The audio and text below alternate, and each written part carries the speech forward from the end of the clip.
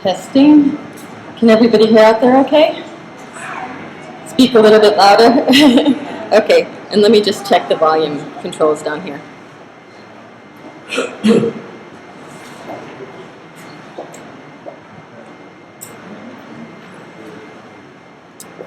Okay, welcome everybody. Thank you very much for coming out on a sunny, sunny day in the middle of winter. Love that climate change. Welcome. B. Harris, the publisher of the Denver Urban Spectrum, is out getting some food that got left behind, so she'll be in here momentarily and I'll get to introduce her. But first of all, I'm Tanya Ishikawa. I have worked for the Urban Spectrum in several capacities in the past. And Angelia, you want to come on up? Angelia, she is the managing editor of the Denver Urban Spectrum.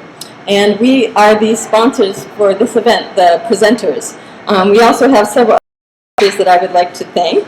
And those would be, of course, Cherry Creek Shopping Center. Cherry Creek Shopping Center actually created the exhibit that's downstairs along with the Martin Luther King Holiday Commission. And then last year, the shopping center asked us, would the Denver Urban Spectrum like to present it last year and then again this year? And we said yes, very much so. And we thought it would be a great idea to include events with it here at the shopping center. And last year we had some civil rights. We had wonderful Marie Greenwood, one of the first African-American teachers in Denver, the first tenured teacher, African-American teacher in Denver. And last year when she spoke for us, she was 101 years old. And yeah, this year she's 102. So this year we decided to pick a theme. I mean, last year was sort of a theme of civil rights, and this year we decided to pick a theme of inventions. I'll tell you about why I thought that was such a cool theme myself in a moment. But let me continue by thanking our sponsors. So Wells Fargo is one of our sponsors this year. Janus, Denver Water, Ballard Family Mortuary, Excel Energy, Walmart, Rod Smith International, and Gilmore Construction. So all those wonderful companies, thank you. Yeah. They helped, pay to support the exhibit being put up as well as all these events to be organized. So we really appreciate their support. Otherwise, we couldn't have done this. So the panel is called Dreams, Patents, and Trademarks, taking off from Martin Luther King Jr.'s dream. And yeah, I didn't expect to be the one introducing up here, so I didn't come up with a wonderful Martin Luther King quote. But I'm sure somebody else today will have one of those for you. One reason I chose inventing, my father is actually an inventor. You might have known about a little thing several years back where walking on the moon. Well, my dad's gloves were on those guys' hands. His small company in Dover, Delaware was hired by NASA back when, and he helped design the glove system and the bathroom system for the spacesuit. So he has some really wonderful stories about that. So inventors, and ever since then he's been a designer and an engineer. So inventors are dear to my heart. And then when the U.S. Patent and Trademark Office opened up last year, that was another sign that Denver and Colorado is a wonderful place for inventors and people with creative minds. So I was like, we have to feature those people. Also later today we'll be having Derek Holmes speak, and he has a watch company called Banneker Watches and Clocks. And he goes around America spreading the gospel of Benjamin Banneker. I hope that's not sacrilegious, but Benjamin Banneker, was an early African-American inventor. And a lot of people, especially non-African Americans, don't know who he was. And so it's wonderful that through selling his watches, Derek Holmes is able to tell people about that wonderful inventor. So, with no further ado, I'm going to introduce Orion Carrington. He's our MC all day long today. He's a wonderful friend of mine. We've known each other a few years back. He helped me out with a public access TV show that I was doing. So he's a local Denver multimedia personality for Raw Natural Born Artist Denver. He's also host trivia for the Hospitality Group at the Tavern Denver Tech Center and is the MC and host at various events around town. You can look forward to seeing Orion in 2 upcoming television series, Food Treasures on Comcast 105 and street level PBS 12. So, and I wanted to mention, we are actually live streaming this on YouTube today, and then it'll be recorded and archived as well. It's a new skill I learned at the public access station in Denver, and today. Come on up, Orion.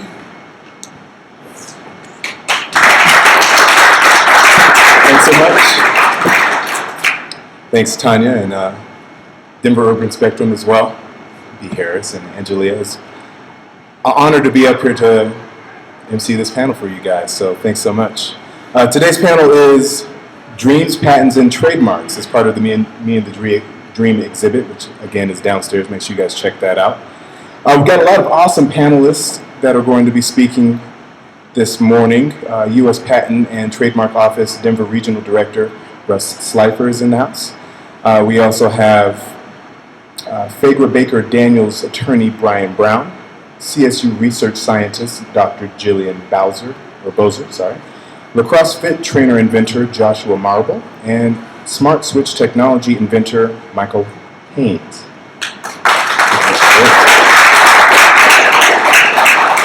Thank you all for participating, and we look forward to hearing from you all. And we're going to actually kick things off with Russ Slifer.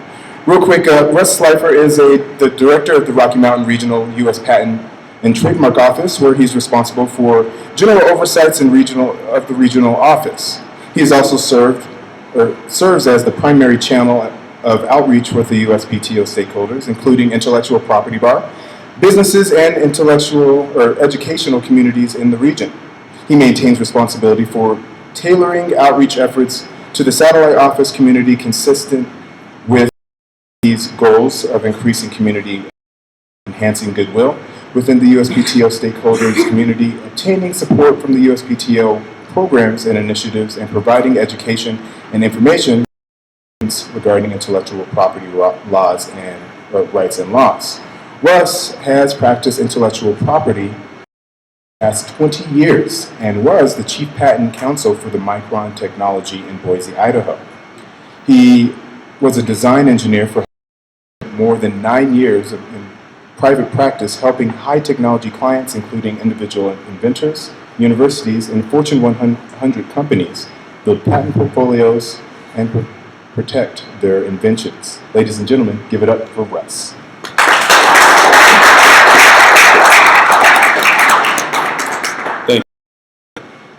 Well, thank you for coming out this morning. It's such a beautiful day to talk about patents and trademarks, but I think we've got a great group here, and so we're going to each present, but we want to have some questions and answers by far. So I'm going to cover the Rocky Mountain Patent and Trademark Office, but first I'm going to give a little bit of trivia, I guess. Does anybody know which president actually had a patent in his name? I'll help you. It's Abraham Lincoln. Abraham Lincoln actually got a patent on a boat with some inflatable bellows on the side. So when your boat got stuck on a sandbar, you can inflate the bellows, rise the boat, and continue on. That was in 1849. So he's our only president. The Patent and Trademark Office has been around since the founding of the country. And unfortunately, the history follows a lot of the country. So originally, slaves could not get a patent. That changed when we got rid of slavery, thank goodness. But we did have some very famous African-American inventors. You may never have heard of Thomas Jennings. He was born in 1791. He was believed to be the first African-American man to receive a patent on his invention. He was 30 years old and came up with an invention for a dry cleaning process. He was a free tradesman in New York, and actually the proceeds from his dry cleaning business he used for the abolition movement. So a very historic figure. Also, as the first African-American woman, Judy Reed patented a machine for kneading dough. She's probably we never tracked the race of inventors, but through some research at the Patent and Trademark Office over decades, that she's believed to be the first African American. But some other notable, maybe more recently, do you know that Michael Jackson had a patent on a shoe? He had a shoe where he designed on the heel, it had a little pocket in it. So when he was on stage, he could hook the heel and the little pins that popped up, and that's what helped him do the anti-gravity, make it look like he was stuck and bowed over. And Super Soaker gun, a water gun. Patricia Bath invented a laser tool to help in ablating and removing cataract lenses. So the list goes on and on, but from independent inventors to inventors that work for large corporations, we have a very rich history in the United States of African American inventors.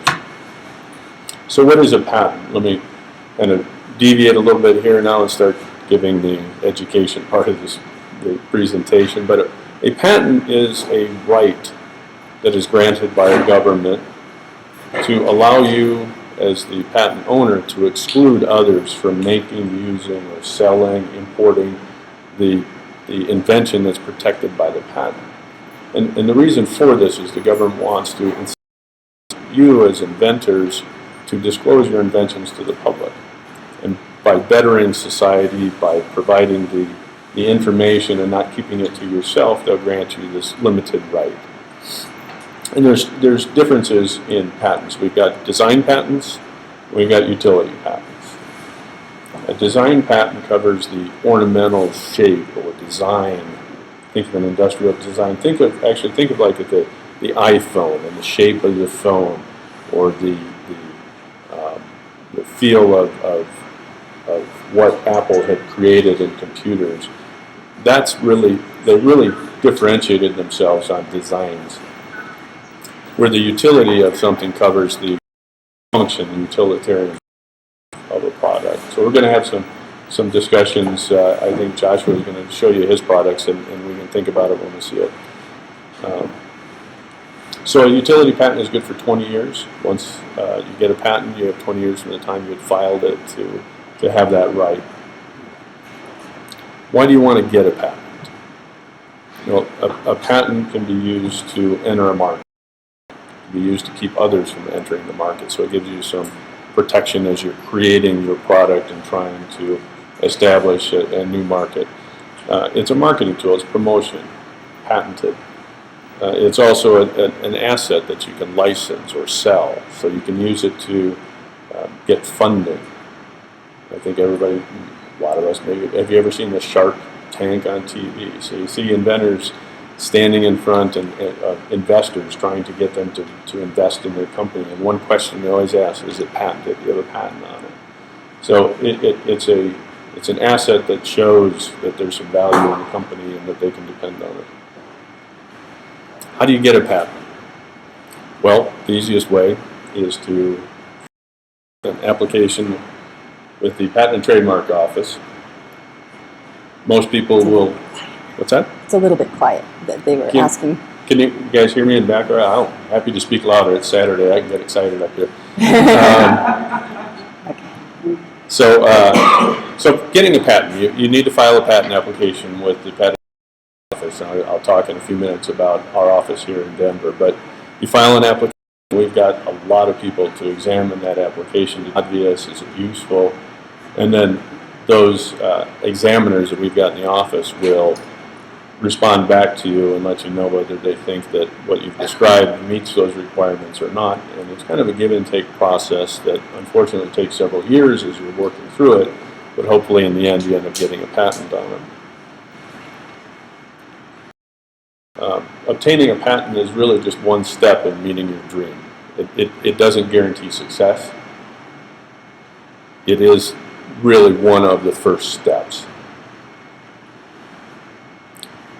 I mentioned earlier that the Patent Office has been around since the founding of the country. The patent system actually finds its roots in our Constitution. Our founding fathers recognized the need to have protection for our intellectual property. And right in the Constitution, it gives the power for Congress to create this. So Thomas Jefferson really was a patent examiner. He created the first first patent office, I shouldn't say trademark office, first patent office. And actually next month, I believe, in March, we're going to issue our 9 millionth patent in the United States. So it's actually, think about that, in the last 200 plus years, we've reached the point where we've had 9 million patents issued in the country. So for more than 200 years, the Patent and Trademark Office has exclusively been located in Washington, D.C. area. And 2 years ago, we opened our first regional office in Detroit. This summer, we opened the first regional office out west of the Mississippi River, and that's right here in Denver. So we're in the entire history of the country, we're just the third location geographically, really, for the Patent and Trademark Office. By the end of this year, we should have an office open in San Jose and another office open in Dallas. That's going to be the extent. We're going to have 4 regional offices in the country where we've got examiners and representatives of the patent office.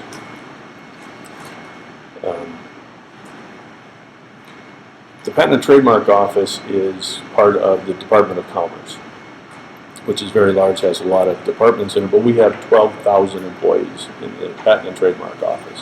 And of the 12,000, 8,500 are patent examiners. So these are individuals that have got technical degrees, some of them have law degrees, but they're all trained to examine your inventions as they're done, so they have to have scientific background. They have backgrounds from electrical engineering and mechanical engineering and PhDs in biochemistry across the board. So we've got a very skilled group of people, and with that, we've got about 75 already in our office downtown.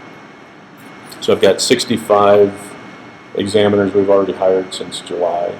We've got 12 judges that part of the Patent and Trademark Office. We have examiners for examining inventions on the patent side. We've got trademark examiners or attorneys to examine the trademarks, but then we also have judges that oversee that process. So if you have an appeal from one of those processes, that's where it goes to our judges.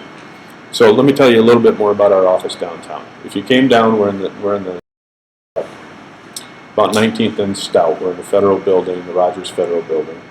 We've got 2 floors, and if you come up and visit, we've got walk-in services to help explain patents and trademarks to you. We've got materials there. We've got people that are happy to sit down and through the process.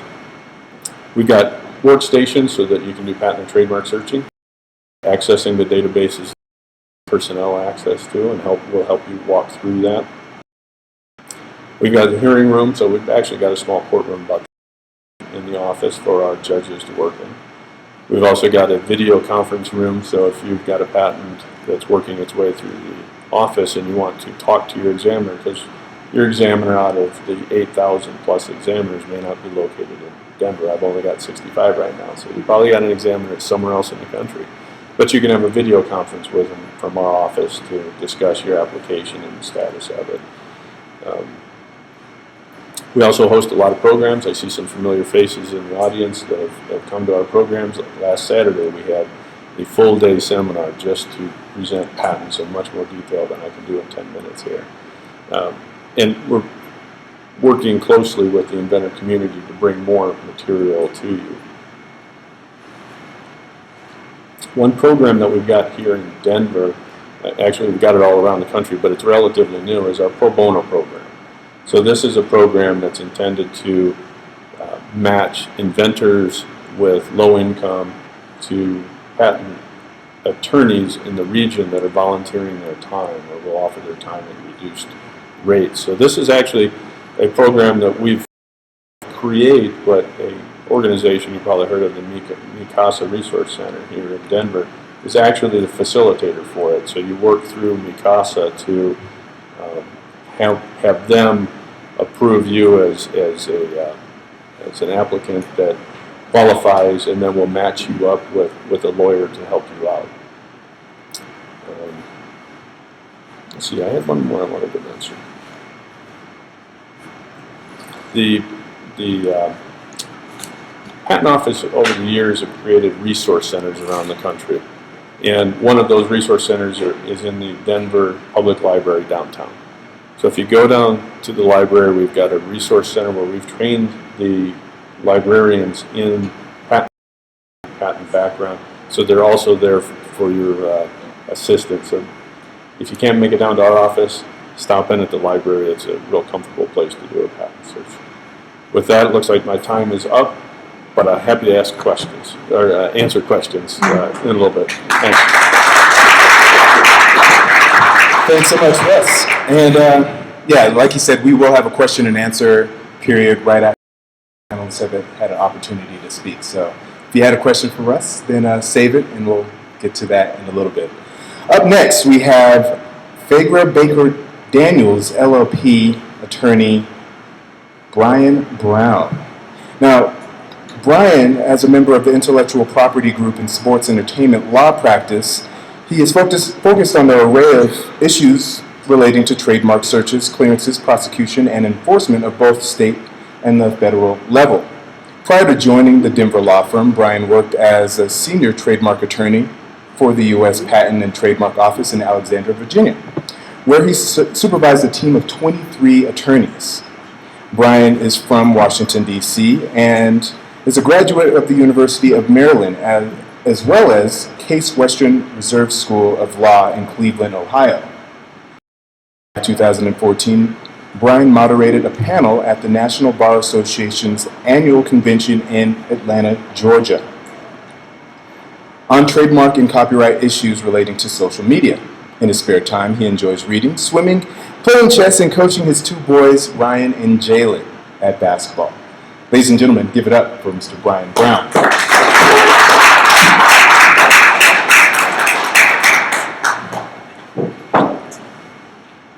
Thanks for the warm words and the introduction, and welcome to everyone. I appreciate you taking the time and the opportunity to come out on a Saturday to hear, listen to us, and if you have questions, as was indicated earlier, feel free to share those with us, and we can guide you as best we can. I was thinking about how best to kind of start things off, and I think what I'm going to do is actually thank some of the people who were really inspirational to me in my life. In my life, and that would be my parents and teachers, who at an early age exposed me to reading and the beauty of being and staying in the library and learning history, learning about Benjamin Banneker, learning about Garrett Morgan, learning about Lewis Latimer and Granville T. Woods, and other people who have, I think, formed and given us a perspective about the beauty of invention and what we can do as a community and as a people to prosper and to move forward. So I'd like to start there first. All those individuals, all my teachers, and someone actually asked me this, they said, can you name all of your teachers from kindergarten to 8th grade? And actually I can, because at some point they made a very impactful, lesson and taught me things and got me interested in learning about the Civil War, or learning about history, or learning about how things came to be, and learning about how cities were designed. It was mentioned earlier about Benjamin Banneker. And I remember one of the early books that I actually read was about Benjamin Banneker and the things he did with a clock and an almanac, and actually being instrumental in helping to design the layout of Washington, where I'm from. So that's kind of the perspective. That's where I come from. I went to the University of Maryland, majored in finance, and I also did some extensive coursework in African American studies. Graduated there, and then wasn't sure whether I wanted to go the history, finance route, business route. They say when in doubt, go to law school. So I went to law school, but didn't really realize how much debt I'd be getting into, but that's another story. Went to law school, and then my second year of law school, Professor Arthur Austin, who taught contracts, and I had that class actually my first year of law school. Wonderful class. Class met 8 a.m. Every morning, Monday through Friday. University of Virginia, I went to the University of Maryland. So those two teams at one point were in the ACC, so big rivalry. So whenever those schools played each other, and if Maryland won, I got called on the entire class because the professor went to Virginia. So enjoyed the class. I tried to take everything he taught, including intellectual property. And I think that's where it kind of started for me, learning about patents, trademarks, and copyrights. Became really fascinated with trademarks and decided to kind of specialize in that area, and that's where I've been ever since. First starting out as an examining attorney with the Trademark Office on the trademark side, becoming a senior attorney, and now with Fagra Baker Daniels, where I work on a lot of searching, clearance, and prosecution of trademarks and trademark applications. So what is a trademark? First, let me say I'm a little jealous because patents and copyrights are directly mentioned in the Constitution, as was mentioned earlier. There's a specific section that says for the protection of arts and sciences, no mention of trademarks. So where trademarks does come into play is the Commerce Clause, which gives Congress the right to regulate interstate commerce, because trademarks essentially business. How do you do informed business? What do you do? What are you going to call your product? Eventually, it's going to turn into a brand. How do you protect that brand? So that's where the trademark component comes in. I have to say, I don't think any of the other, areas of intellectual property exist and make themselves available to consumers without having a trademark or a brand. Slight distinction between a trademark. A trademark can be something really that identifies source. When you see it, you kind of know what you're getting. Brand, similar, but a little bit more. When we think brand, more so it's what the trademark's built up over time. When you think BMW, not only is it just a trademark to indicate a source, but if I mention BMW, I'm sure you all had something come to mind, whether it's a particular car, whether it's a particular image, a car that goes fast, a car that's expensive, something along those lines that made you think of more than just a particular brand itself. So as far as trademarks go and where I come from, or kind of my piece to it, the way you protect a trademark essentially is by using it. Once you start using a trademark, that creates the goodwill and the value that you have. Over time, it becomes a brand. Now, where the patent and trademark comes in as far as the application process is concerned is if you really want to protect it and get that nationwide exclusive protection, then you want to file an application and attempt to register your trademark for whatever goods and services that your mark is going to be used for. The application process involves, similar to the patent side of things, you come up with your mark, you file your application, you list your particular goods and services, and then it gets examined. And the examining attorneys determine whether substantively or procedurally, whether the application or the actual mark in the application is eligible for registration. And the way it's determined whether it's eligible for registration is, one, is it confusingly similar to another mark? So for example, you might ask yourself, how do Delta faucets coexist when there's a Delta Airlines? Same mark, identical mark, but the way they're able to coexist is that we have different goods and services. You've got airplane versus a faucet. No consumer, or the average ordinary consumer, is going to be confused that one person who makes faucets also makes airplanes. They don't coexist together. So that's some of the analysis that goes into play too. But to actually protect a mark, there has to be some distinctive characters or qualities about your mark. So for example, no one should be able to protect the word basketball for basketballs. It's generic. It should be free and available for others to use in association with their mark. So what we're looking at here is to protect something, it has to be distinctive, and then there are different types of ways you kind of protect that distinctiveness. And then I think as far as a brand goes or a trademark goes, once you actually come up with your patent or your idea, then what are you going to call it? And then you also have to think about what markets you're going to be in. Is this something that's just going to be in the state of Colorado? Do you plan to use it just regionally? Is this something that you plan to expand and use in, say, Canada, Mexico, Russia? And then that's when the other international filing systems come into play too. Other countries kind of protect their trademarks a little bit differently. Here in the US, it's based upon use. Once you start using your mark in commerce, that gives you the right to then enforce and then eventually register the mark. Other countries are different. A lot of countries are a first to file system, whereas you don't gain any rights or protection until you actually register the mark in that particular home country.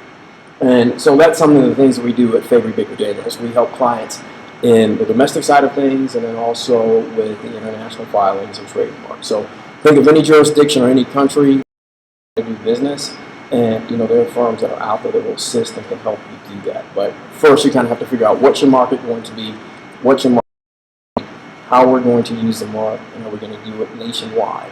Because that's where the registration process comes into play. By registering your mark with the Trademark Office, you get exclusive rights to use the mark in interstate commerce. And the beautiful thing is you get to use the R inside of the circle symbol, which I'm sure everyone's accustomed to seeing when you, any brand. Because when you walked in, just think about how many just to get into this place, all the stores. In fact, you're wearing trademarks. You're probably wearing about 8 or 9 different trademarks as I speak right now. You'll get into your car, what your car calls is trademark. So from a business perspective, business side of things, that's where the trademark component and piece comes into it. Where we assist is trying to keep people out of trouble and then also making sure that they have a clear mark, a protectable mark, and a mark that they feel comfortable using. So if you have a great idea, that's wonderful, but what we suggest and recommend is that you at least do some kind of initial searching, whether it's on your own or hiring somebody who's, I guess, competent in that area and who's done it before, to kind of say, there will be some business risks associated with you using the mark, or you could be potentially infringing on someone else's mark. And the registration process is just the beginning. When I was an examining attorney, I thought it was the be-all, end-all. I thought, hey, once I, help people register their marks, that's actually the beginning of things, because now you have a registration. So now you've got to make tactical decisions as to how are you going to enforce it, where are you going to use it, and how are you going to advertise it. And then in your advertising piece of it, what are we going to say and how are we going to advertise it so that it's not misleading and that it functions as a proper use of the trademark.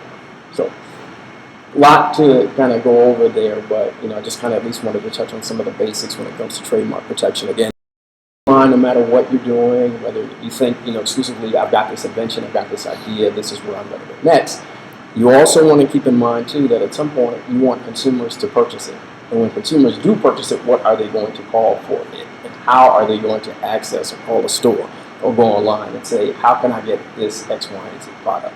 And so before you actually start affixing a trademark to it and thinking it's actually yours, there are some initial steps that you want to do.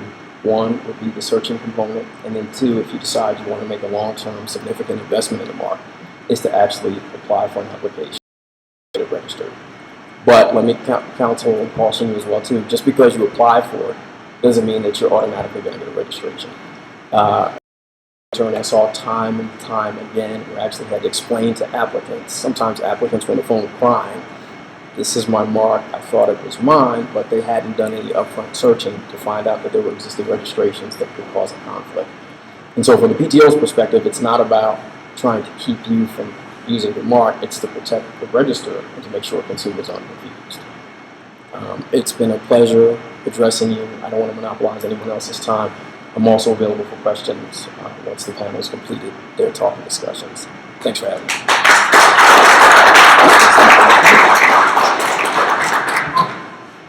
Brian Brown. All right, moving right along, because I do want you guys to have opportunity to ask everybody questions at the end of the panel. We have Dr. Jillian Bowser. Oh, Bowser? Sorry, Bowser. Dr. Jillian Bowser. She is a native of Brooklyn, New York, which is why she was so assertive and corrected me on her last name. I like that. She earned a degree from the Fine Arts from LaGuardia High School of Arts. Her academic career was in biology, with an emphasis in wildlife and population genetics. However, at the same time, she served several art shows and a solo ceramic sculpture exhibit. That's pretty awesome. Dr. Bowser has been a wildlife biologist at Yellowstone National Park, studying insects, bisons, and rodents. Also, the national park system, she worked with the desert tortoise, habitat modeling, military overflight issues, as well as international relations with China's national park system, as well as assisting the National Park Service Director with policy and documents in the national headquarters. Dr. Bowser is now a research scientist at Colorado State University, where her research focuses on biodiversity, sustainability, and women's scholarship. She leads an interdisciplinary team of universities to do large-scale network analyses on sustainability. That's pretty awesome. Ladies and gentlemen, talk about scientific discovery and university research. Give it up for Dr. Bowser.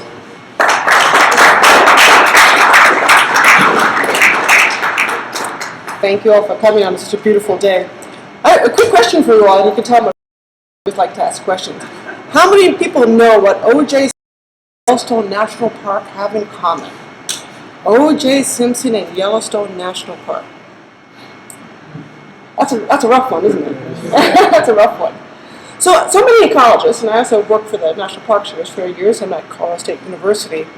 But O.J. Simpson, one of the things that was debuted in O.J. Simpson, which actually is now patented and trademarked, is how you can do DNA fingerprinting. How you can take a tiny sample of blood and find enough DNA to actually point your finger at somebody. It's called DNA fingerprinting. Where did that organism come from? It actually came from Yellowstone National Park. So as an ecologist, it's actually kind of fun to tell the story of a little thing called Thermophilus bacterius, which is a hot spring bacteria that can replicate DNA under temperature. So how they were able to get O.J. Simpson, well, they sort of got him, but actually more importantly right now and very recently, they just freed 4 black men on murder trials using the same technique. So the Yellowstone National Park, it can be very important. We can now allow a lot of people to go free because we found an organism protected by ecology that can actually take a tiny piece of DNA and replicate it enough so you read it. So I'm going to talk a little bit about sort of more fun stuff. I actually work a lot on women and sustainability issues. I'd love to talk to you all about that. But I want to talk about a woman who inspired me the most, and that was Harriet Tubman. I actually grew up in New York City. And when I was little, I remember, if you're familiar with Jacob Lawrence did this beautiful book on Harriet Tubman. He's an artist who did this beautiful book on Harriet Tubman. And I was really little. So I thought, not knowing any better, that Harriet Tubman took all those slaves by the subways.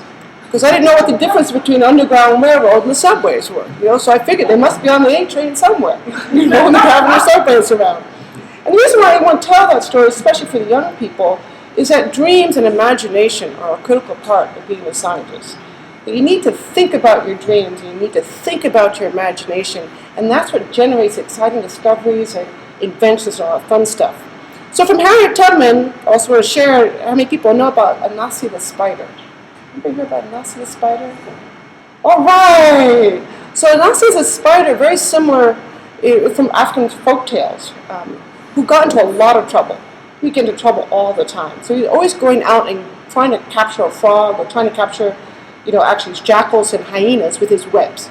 So when we were little, this was a really fun tale. Somebody who's dreaming big and who would come up with all these wild snares to get these animals that were 10 times the size. So again, when you think about science, what we do is simply the art of asking questions. And to think about, as the young people, especially for women, etc., that freedom of asking a question is what you should hone. No question is unvalid. So as I said, I grew up in New York City. I went to the High School of Music and Performing Arts, otherwise known as the Fame School. And yes, we did dance in the corridors, and we did draw on the walls, and we did all that crazy stuff. So I was very keenly interested in being a medical illustrator. I wanted to go out and draw anatomy. I loved anatomy. I thought anatomy was the best thing out there. You could draw bones and hands and stuff. I thought that was really cool. Except for I had this terrible sort of habit of loving to draw dragons. So I would draw dragons and unicorns and griffins and mythological creatures all the way through undergraduate. At one point, my art teacher said, art is not for you. Medical illustration is just not going to work. So I'm one of the few people who's probably failed out of art and went into science. It's true. So I failed out of art and went to science. It's important to think about those dreams and think about the theme of dreams and inventions. That for scientists, most of these dreams and inventions are really the same thing. What do you dream about as the question? What's the question that has not been answered? And what's that next discovery? And how do you rethink that question as a dream? That dream can be anything you want. So I'm going to talk about a little bit more about sort of dragons in science, the dream of Martin Luther King. So I went to Northwestern University in Chicago, which is an excellent institution in Chicago. Although my grandmother, I'm a native New Yorker, we don't pass the Hudson River. There's New York, and then there's LA out there, and in between there's everything else is wilderness. It's just all wilderness, So the first time my aunt and uncles and everybody got on a plane was in Chicago. They'd never been on a plane. So it's interesting to think about when you got that far to that sort of center of the nation. And actually, one day, I was a freshman at Northwestern University, my father sent me a note. It was probably the only note he sent me in his life. And it was 2 lines. It said, "Read this, love Dad." That was it. It was on a job application to Yellowstone National Park. Yes, just Dad, it's pushing you. Think about those dreams, think about those crazy things you want to do. You want to draw bears, you want to do this. Read this, love Dad. I actually took a bus 72 hours from Port Authority, New York to Livingston, Montana. My first time in Montana. And that's how I started in science. Those dreams, those adventures. I left Yellowstone 11 years later. 11 years later, as a wildlife biologist with a PhD. So think about those dreams. Think about those solutions. Think about that next patent that's out there somewhere that no one's ever looked at. So lastly, I wanted to share a couple of numbers with you to think about in terms of Martin Luther King. And in his I Have a Dream speech, one of the things he dreamed about was the right to be respected for who they are, the power of their intellect, and the content of their character. And I want us all to think about for a moment on what the science and a patent field looks like today, and where that patent field looks like. So a couple of hardcore numbers, because I'm a scientist, right? So you've got to get a number in there somewhere. For every young person who enters school in science, the probability of you graduating in science still is very low. And we need to change that. We need to push students to imagine scientists. Right? For every woman who enters school in science, the probability of her graduating in science is less than 30%. Okay? So we really want to push you guys to think about science. The next solution to climate change will probably be founded by a woman. And why do I say that? Because climate change hits communities. It hits young people, it hits the elderly, it hits families. And the people most concerned about that right now tend to be female. So we need to change that science. We need more female scientists in climate.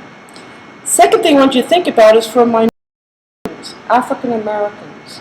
We all enter school, actually science, in the same, it's about 17% of all students are interested in any science, all of them, computer science, anything associated with mechanical engineering, etc.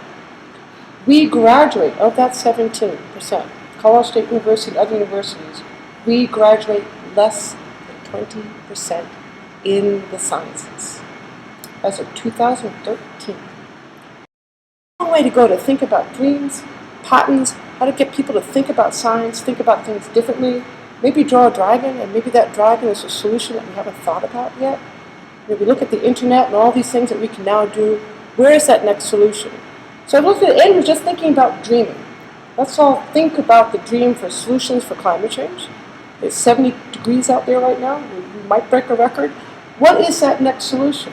What does it look like if you're a scientist in 20 years or 10 years, actually it's less than 10 years right now, and many small island states are in danger of going extinct, right? Because the sea level is rising and they're under sea level. How do we solve that? I firmly believe we have the intellect to solve this question. But that means we need to get young people excited about science. So I'm going to leave you with that thought. Let's dream about that next dragon. Let's dream about that next solution. Remember, O.J. Simpson never went to Yellowstone, but Yellowstone certainly impacted him. Thank you. Thank you, Dr. Geiser. I definitely have some questions for her. So, up next, to introduce lacrosse fit trainer inventor Joshua Marable. Joshua, in essence, is a creator and Renaissance man. He's an aspirant of ageless wisdom and applies his practice to many trades. Joshua is an inventor, specialist, author, model, integrative body worker, and audio-video engineer, just to name a few.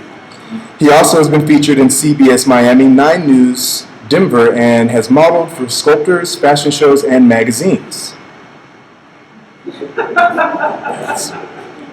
I like that a lot. That's awesome. Companies from Denver, San Francisco, and Tokyo have utilized his services for creating direction and consultation. His most recent venture includes the Lacrosse Fit Trainer, Jesus Never Misses a Jump Shot, TRX Image Sports, and United World Fitness. Ladies and gentlemen, give it up for Joshua Marable.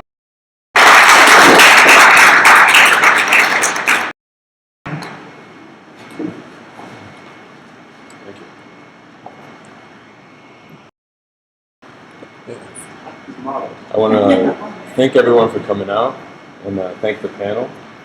This is a beautiful day, and the whole point of this is dreaming. Me and the dream. Me meaning you, the dream meaning the dream. I'm going to keep this pretty brief, just to allow for the questions to be answered.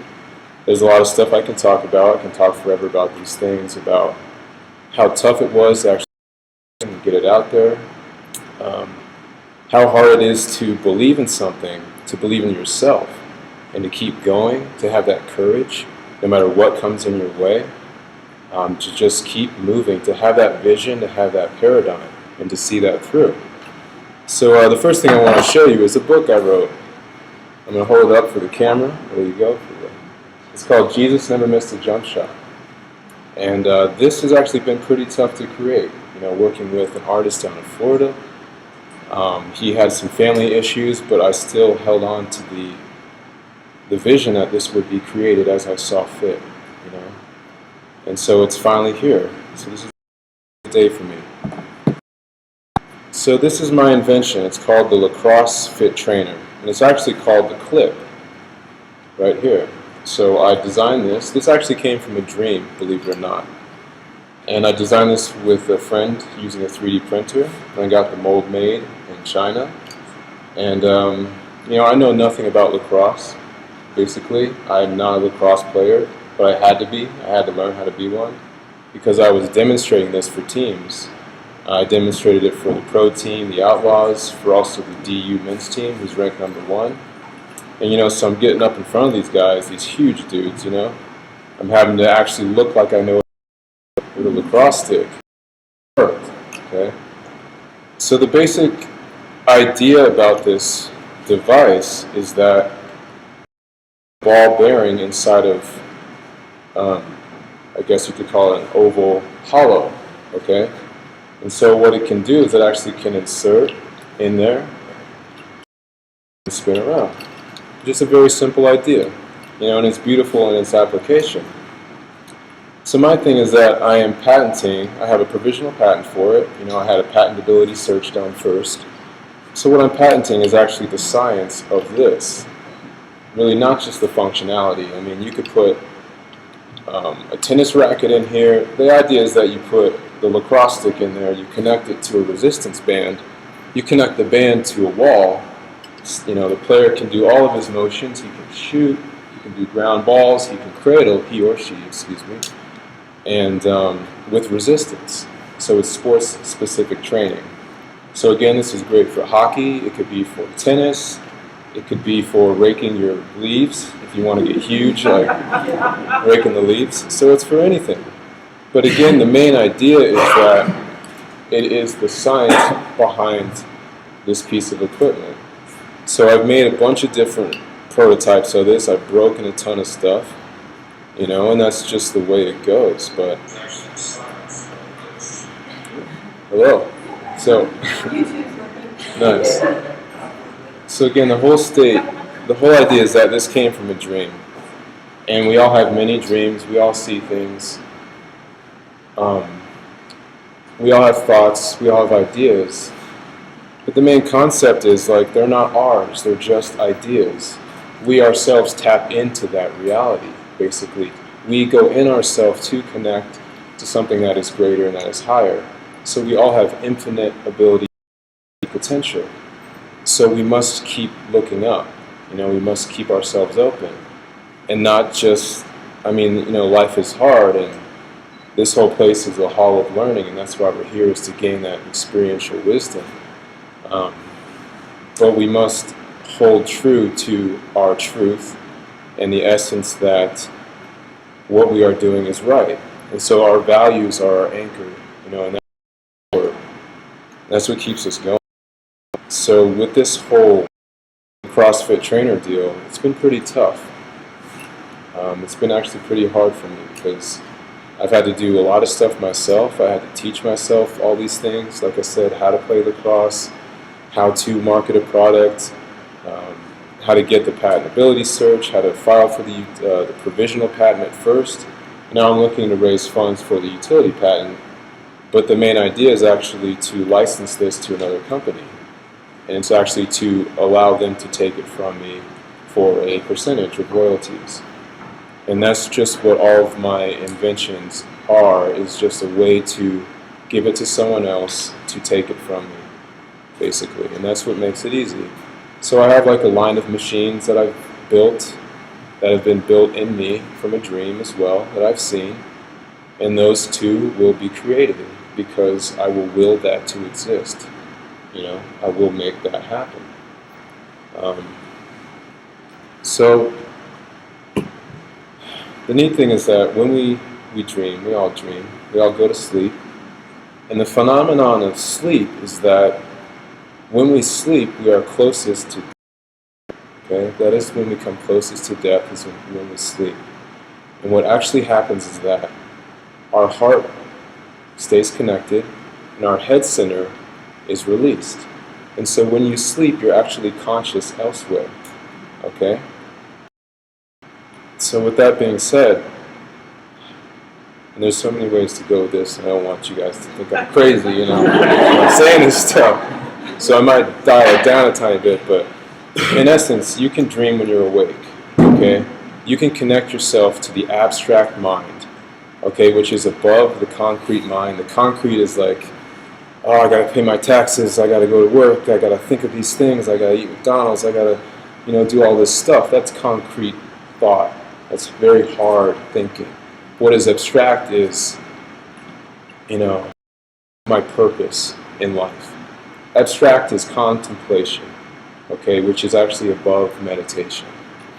Contemplation connects you to your purpose. It connects you to the plan of all things, okay, which is adoration, which is wisdom, all right?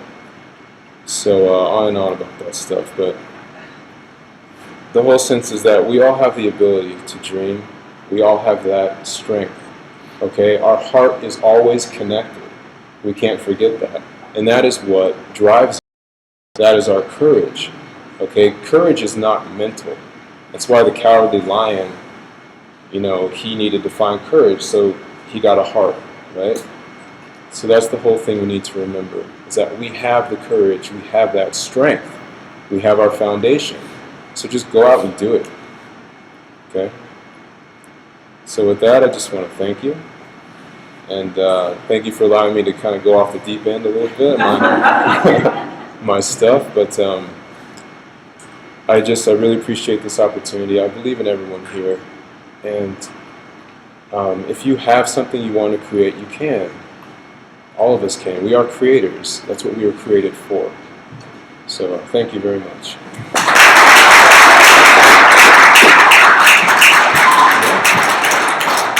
Joshua, I like that. That was going deep there. He's like, I'm going to give you guys a little taste, let you think about that, let you marinate. You guys are going to be like driving home and be like, there's so much more. There's so much more. All right, last but not least, we have smart switch technology inventor Michael Haynes, right? Yes. Haynes. He is an ordained Christian minister, active real estate investor, and entrepreneur, an Air Force veteran, thank you for your service, and has been a licensed pilot for more than 25 years. In addition to inventing and marketing smart switch technology, Haynes worked as an apprentice electrician and limited partner at Correct Electric. That's pretty awesome. His career has included serving as CEO and co-owner of America's Children's Dental Clinic, one of the largest pediatric dental clinics in Colorado, catering to the needs of children whose families could not otherwise afford quality dental care. He has also served as the president and co-owner of Millennium Construction and Consulting, LLC, a firm designing and installing fiber optic cable, copper, and coax wiring systems. That's awesome. He has been manager of airport operations for Federal Express, in charge of operations in a 5-state region. And he has founded Lance Airways Unique Air Express, Inc., a FAA-licensed 35 air carrier operation.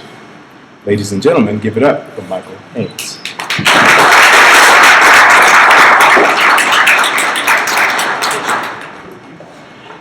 Excuse me. Hello. Getting over a cold, so bear with me a little bit. Thank you for having this.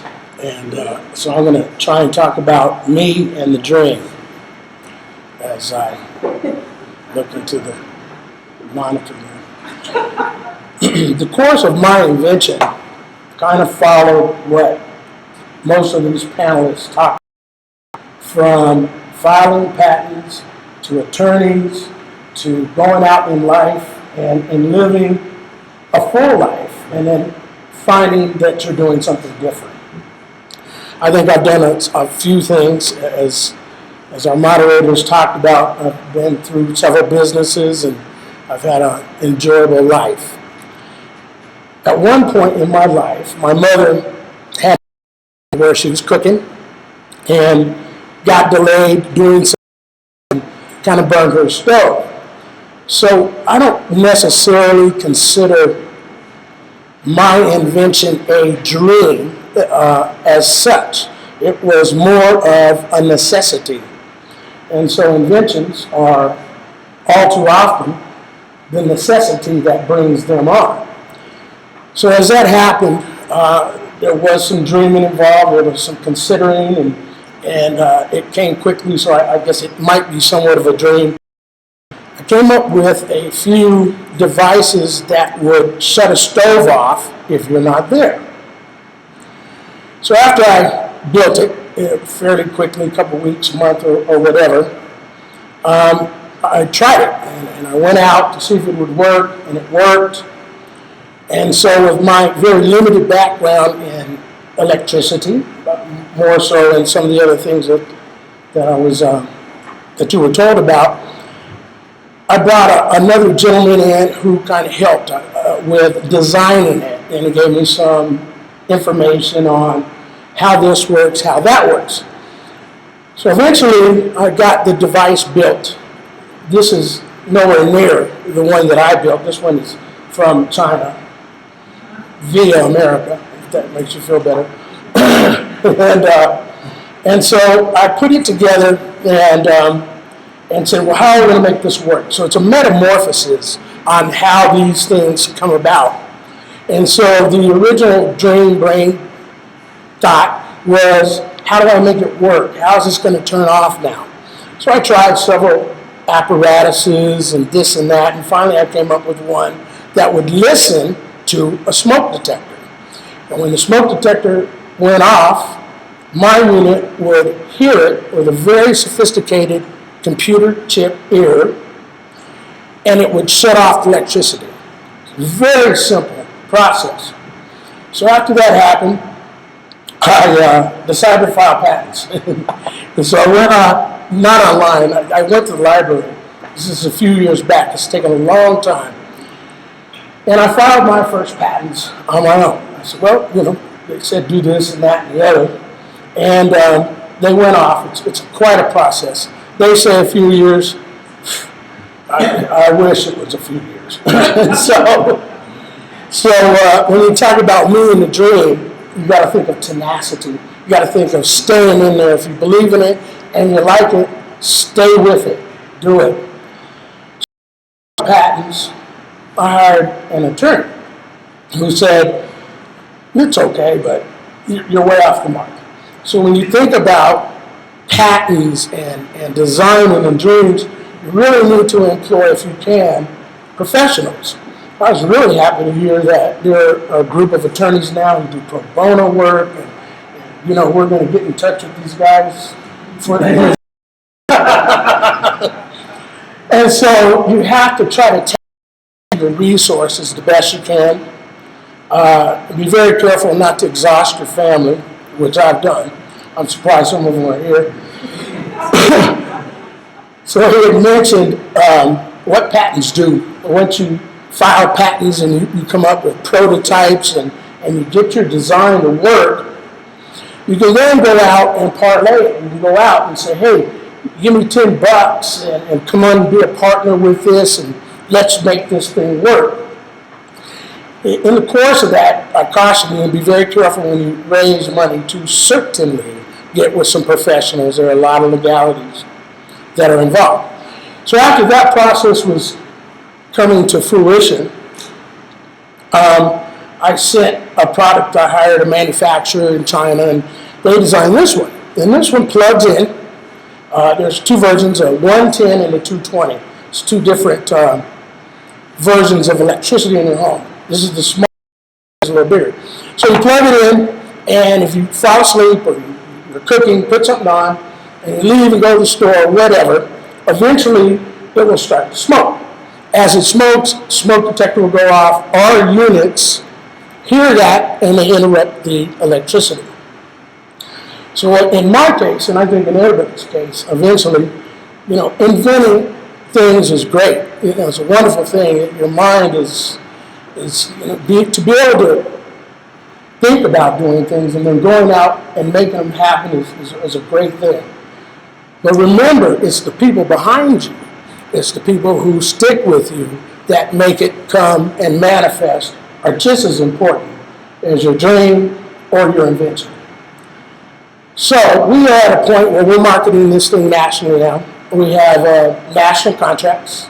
We've been on TV. We're out there. We thought this thing would have got off the ground a long time ago, and it just hasn't. So we have stayed in it, and we are now seeing it come to fruition a little better.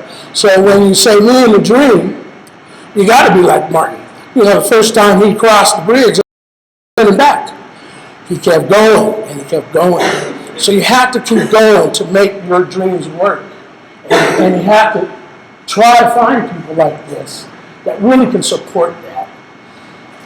And so please, go buy one.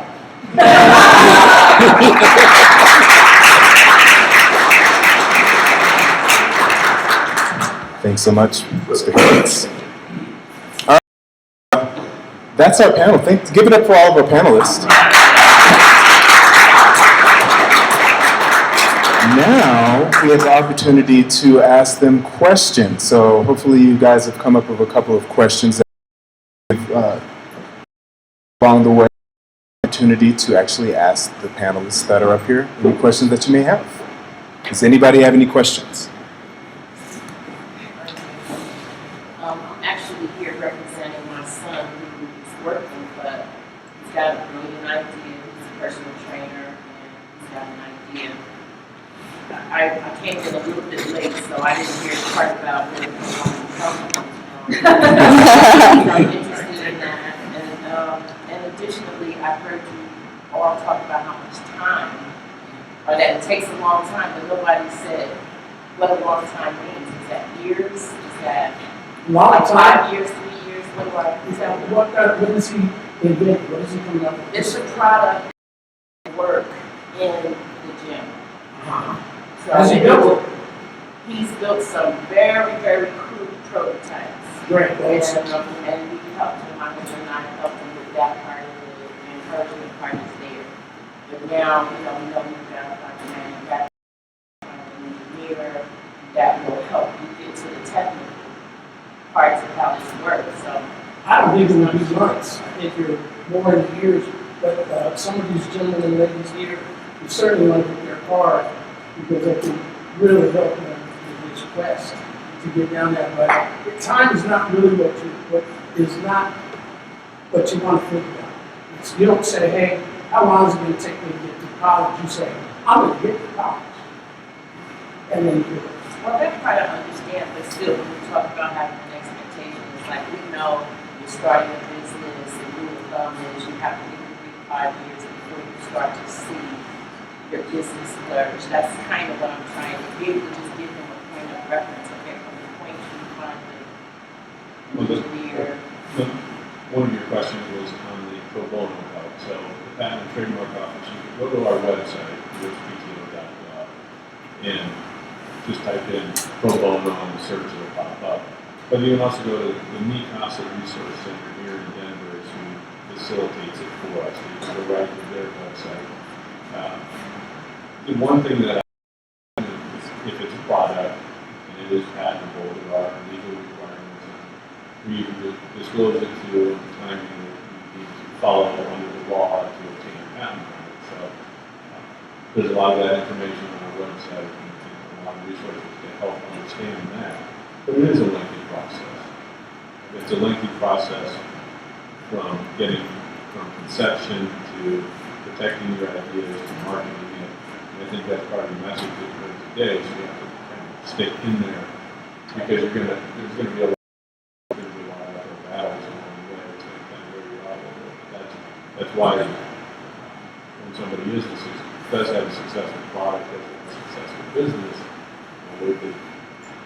not everybody can get there. So everybody has a dream of what they want to do, but you really have to stick with it. But there's a lot of resources that we've got at the trademark office. So if somebody comes down, we can help give them that information too before it wanders around too much.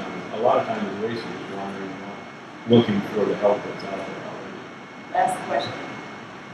You've heard the term that you did go do some research on is that how you protect this idea? Is that the first step, and then it goes out to those other steps? Yeah, I'll just give a couple quick basics. Brian probably is better at giving, from an attorney perspective, giving you the actual counseling. I'm just going to give you non-attorney. I'm an attorney. What I'm giving you is just some basic advice. So the patent laws require that you file a patent application within a certain time and you're disclosing it in a public setting. International, other countries require that you would file a patent application before you ever disclose it in a non-confidential manner. So when you hear about a confidentiality agreement is a way between two parties to agree that the communication is non-public and secret, therefore trying to protect your rights so that you're not losing. I would suggest doing more research on that and talking to a lawyer better scope of that is and how that will affect you.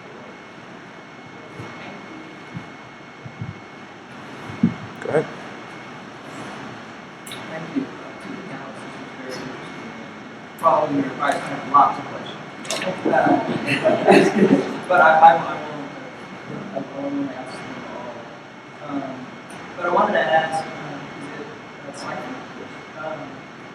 Mr. Slifer, you talked about one of just the basic criteria of getting a patent, that it's new, that it's not obvious, and it's useful. So I just wanted to ask about sort of this concept of being useful. And the first thing that came to my mind when we were talking about that was an extraordinary product that just went wild many years ago called Pet. And so I don't know if they have a patent or not, but it made me think about it. So who defines what useful is? And then if you can talk a little bit about people who examine and a little bit about the process, determine whether something is worth it. Appreciate the questions. I can read online. The pet rock was probably falling more into Brian's expertise than the trademark or under the trade command or building a buzz and really obtaining a patent on the rock.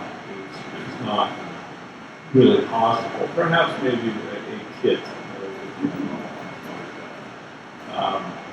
But we're bound by what Congress has written in the laws, 35 U.S.C. or 37 CFR rules to tell us what the requirements for issuing a patent are. So it has to be useful. So there are some things that aren't useful, but I'd say on the whole, 99% of everything is useful in one way or another. So that's a very low bar to overcome. The new means that nobody has invented or disclosed or published the exact invention that you're seeking protection. That includes basically the whole history of all the countries. So there's a lot of research. The more difficult one is the non-obvious requirement, and that is all of these are legally defined and been interpreted by courts and Supreme Courts over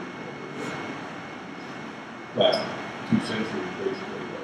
So that's where we get the direction of it. But non-obvious is what one of ordinary skill in the art, or whatever, a training device for an electrical switch, a shut-off switch, but one is skilled in that art with certain pieces of documentation requirements, so require a patent or PhD pieces, would they look at that and combine those documents in a manner that would teach the invention that we're seeking? So but there's a lot of application, subjective application. I'm happy to talk with you about that. More time than we have here. Yeah, and as a follow-up, I was just going to say too, I don't know, I'm not aware that there's an actual patent registration that invention, but as Russ was alluding to, there is the chance that maybe the word patent would be registered as a trade. I've never searched it or really searched anything similar. Perhaps it is, maybe it's not. So that to me may be the way you kind of protect that in a sense, and that at least with the name of it, you can stop registering that or something similar. And then as far as, it sounded like you asked a question about the people who actually examine the applications. Russell probably addressed this a little better on the patent side. Trademark side, they're actual attorneys. Every trademark examining attorney for USPTO is a licensed attorney who's bound by essentially the land to decide whether a mark or file or register.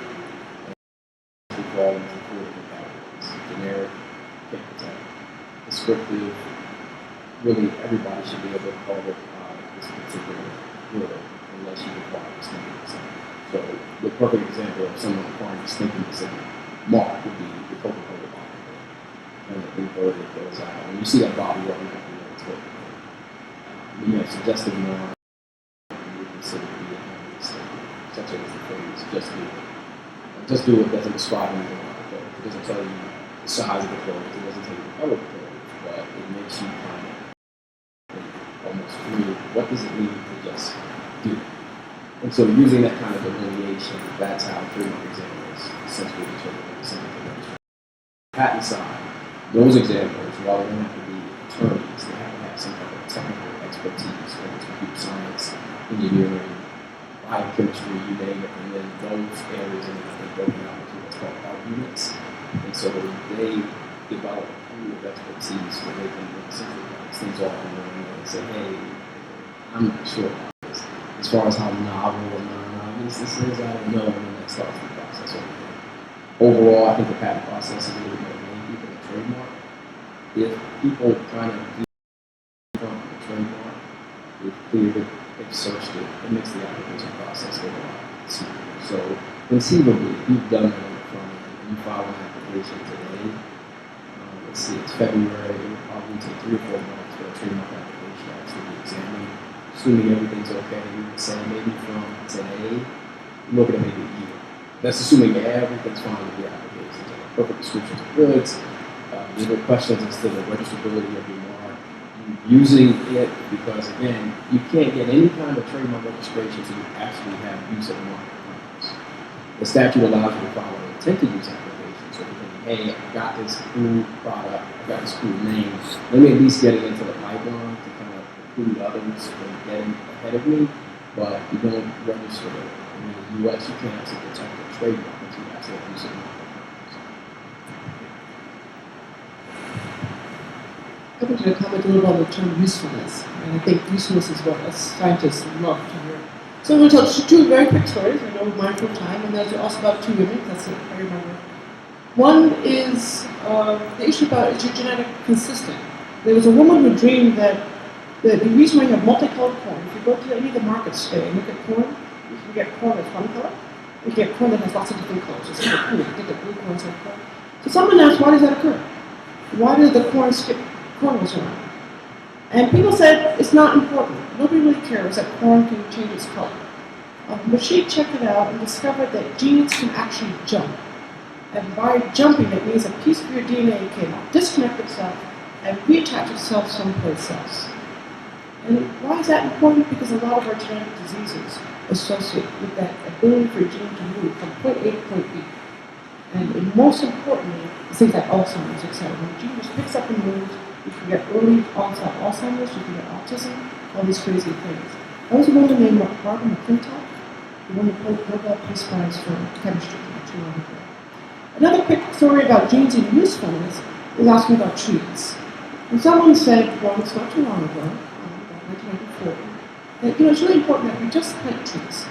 And we need to go back and think about trees. And if we plant trees, You can have people plant trees in their backyard. Maybe women can plant trees. And they can put trees around and we can get cleaner rivers from these trees. And if we all plant a tree, everyone plants 1 or 2 trees, we can restore our forests. And that was Wangari Maathai, the first African woman to win the Nobel Prize in 1994. So sometimes usefulness is all in the context of time. It doesn't sound remarkably useful to spend a lot of money to plant a tree. Now it does. It may not sound remarkably useful to see why your corn is multiple colors, but it may have incredible implications for the future. So I think we should always keep that term usefulness and not discourage a kid from dreaming about something totally crazy, like a switch that shuts itself off. We should never think that that's not possible, because that usefulness may be out in the future. We have time for about 1 or 2 more questions. Go for it. I needed to know the difference between trademark and copyright. And the second thing is, if you have an idea of having a chemical skills to actually implement it, where do you go with it? Okay, I'll take a stab at the first one. And that's a great question. Because you do have different kinds of intellectual property. You've also got trade secrets too, which touches on patents and the whole other title in itself.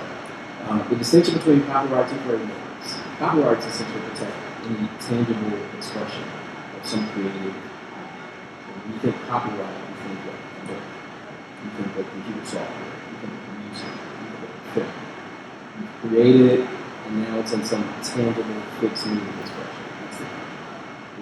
The distinction, though, is a trademark is a brand. Trademark, what are you going to call this particular goods or services? So you have cheese, and I think of yes cheese. So you have to choose what brand of cheese is the question. Within that, you then have different kind of areas of intellectual property which you could potentially protect. But that's essentially kind of the broad kind of big picture distinction between the two. Copyright, fixed meaning of expression. Think of a book, you put it together with some originality to the book, and then copy someone else's well. Again, along those lines with copyright, you can't copyright a fact. Facts are global to the public. You can't copyright an idea. You then have to take the idea and express it. I sing the song. And a good example would be, McDonald's has a slogan, "I love it." They don't use it as a copyright. So you don't go and go, oh, I'm going to read the "I'm loving it" book. It's so that it's a slogan, so when you think of "I'm loving it," you get associated with McDonald's. So it's a slogan, and it's a trademark, and not a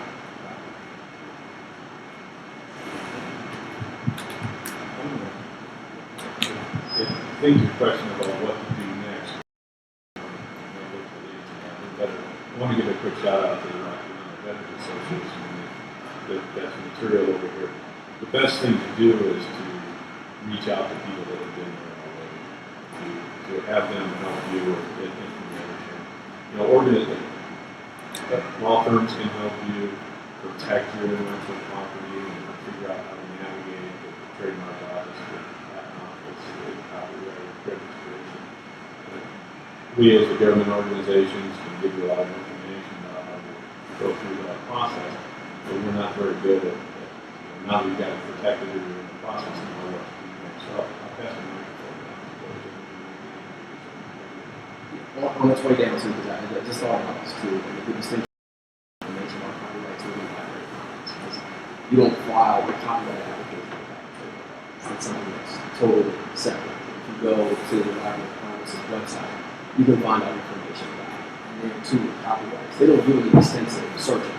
They don't go to find out, see whether the movie you created is similar to another movie. I always wondered that. And I don't think they do that, but it's not that extensive. It's essentially, it's a $35 fee to provide a copy of what you created to them, and then you get a copyright registration.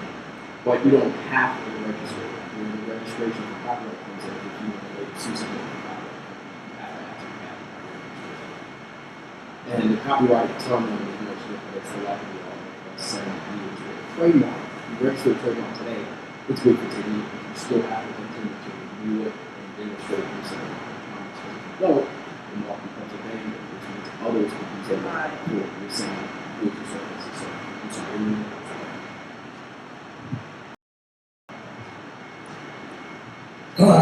excuse me, I think some of what your question this gentleman Joshua, he doesn't know anything about lacrosse. What the event is, I knew very little bit about electricity. So you just have to be very resourceful. This panel is phenomenal, for bringing these kind of resources. So you can reach out to a variety of these people. And whatever your dream is, you don't have to be a pilot to dream about it. Like she said, you have a dream that's whatever, and it's really not applicable today, but it has a utility in 5 years. So you just have to kind of be resourceful. Yeah, I would agree. I would say if you need assistance with the engineering, find an engineer, find someone that does the design work, or someone that can actually take your idea and have you manifest it into reality. Yeah, so, right. So it's quite simple. You find people who can help us. So for me, I had to find a lacrosse guy who played lacrosse, who's a coach, to help me communicate this to teams. At first I was that guy, and we looked up and loved it, and now it's really moving because I have that expertise.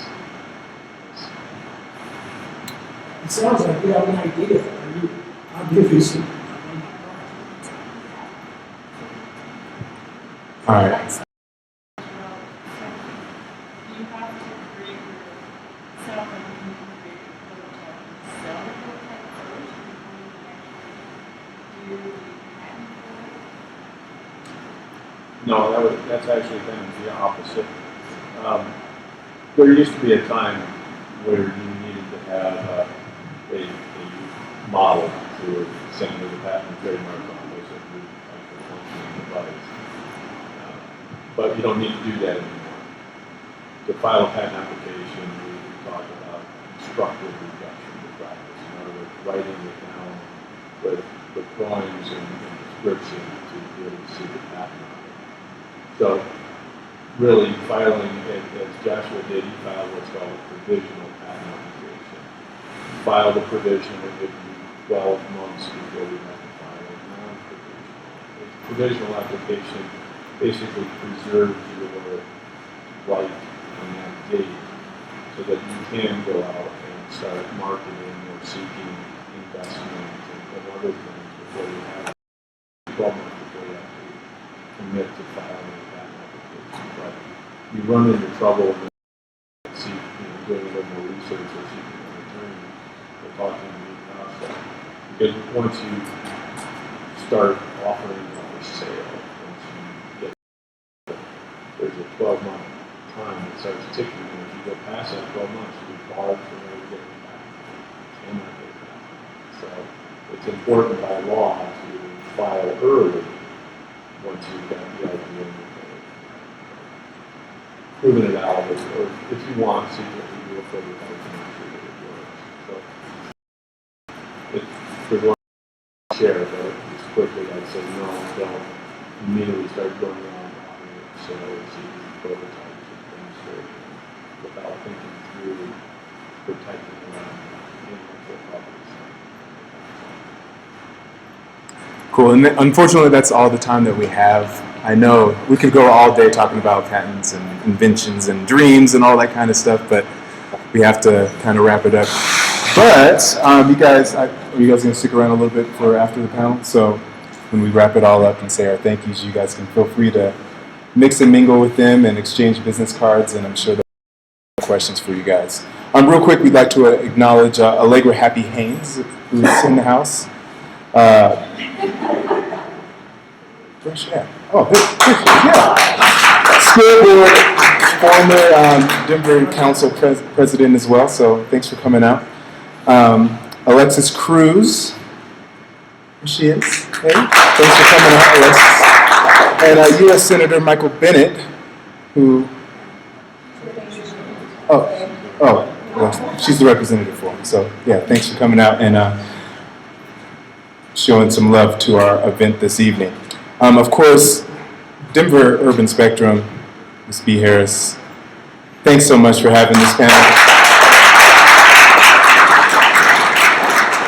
Awesome. Hopefully you guys gained a lot from this. I know I did. The wheels are just churning now, so I'll be up late at night, which I think is inventors did in the first place. So, thanks again to Cherry Creek Shopping Center, Wells Fargo, Janus, Denver Water, Ballard Family Mortuary, Excel Energy, Walmart, Rod Smith International. Make sure you check them out on the cover of Denver Urban Spectrum as well. And Gilmore Construction. Special thanks to Ed Dwight, who provided these lovely sculptures that are gracing our event this evening. Make sure you guys get a good look at those. Ed Dwight is absolutely amazing. He's one of my favorite sculptors, and he has some really good work on display this evening. Also, check out the Me and the Dream exhibit if you haven't already. It's right downstairs in the Grand Court. Really cool stuff that we were able to get this out here.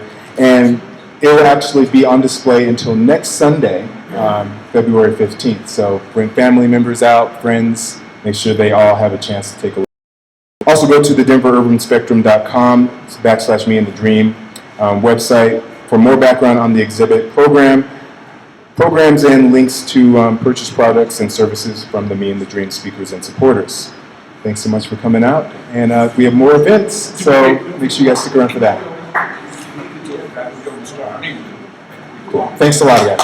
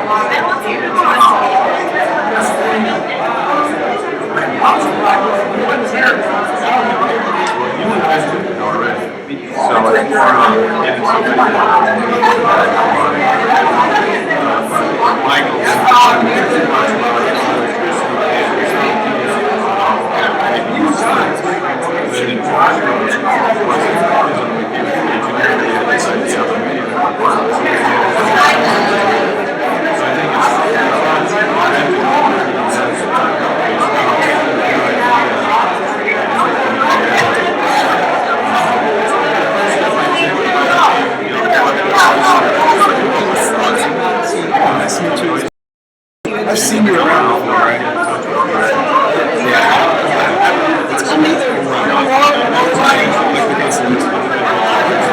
Either taking pictures or I'm sure I've seen you take pictures.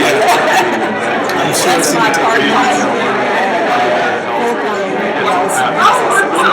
you speaking American? Yeah, so I wanted to check out this pair of collections.